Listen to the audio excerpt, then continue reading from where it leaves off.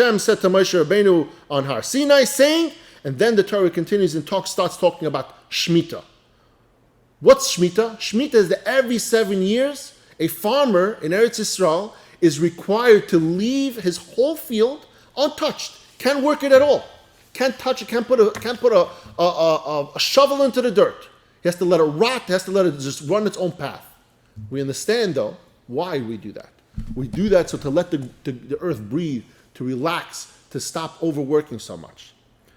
So he says like this. There's a lesson that we learn from this. He says, the Torah in its entirety was given to the Yidden on Har Sinai.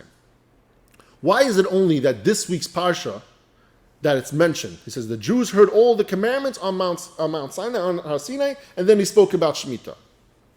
What is Shmita? And again, he says the Jewish farmer works hard. He says this is what he needs to make a living. He works the land, he waters the land, he goes out there and he weeds it, takes out all the weeds. And then comes Shmita, and Hashem says, don't touch it. He says, during Shmita year, the land just lays, he calls fallow, untouched. It becomes hefker, ownerless. And it's all ownerless, actually, to the point, according to Allah, it doesn't belong to you or to anyone. It's hefker, completely. We take the time at this point to recognize that everything we have, and this farmer is looking at in this idea, everything is Hashem's. It's not ours. He says, the only thing Hashem gives us, he gives us the opportunity, allows us to use what's his. He says the land during Shemitah goes back to its source, back to its true owner, to Hashem, the one who created it. And during Shemitah it just lays empty, not to produce anything, not to do anything at all, just to be.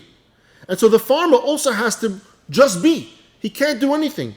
And the farmer has to have complete faith, complete betachon in Hashem, that Hashem will provide him despite not having an income for that entire year.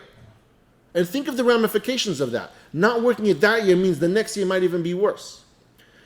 From that place of not doing, but recognizing that everything that we have is from Hashem, the land will be able to produce much more. What does it say in the Pasuk?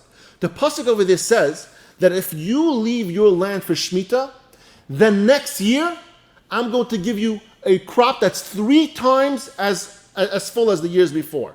That's what Hashem promises as the reward. And he says, we like to think every single day that we are in control. We're in control of things. What Hashem is showing us with Shemitah clearly is that no matter what, you are not control.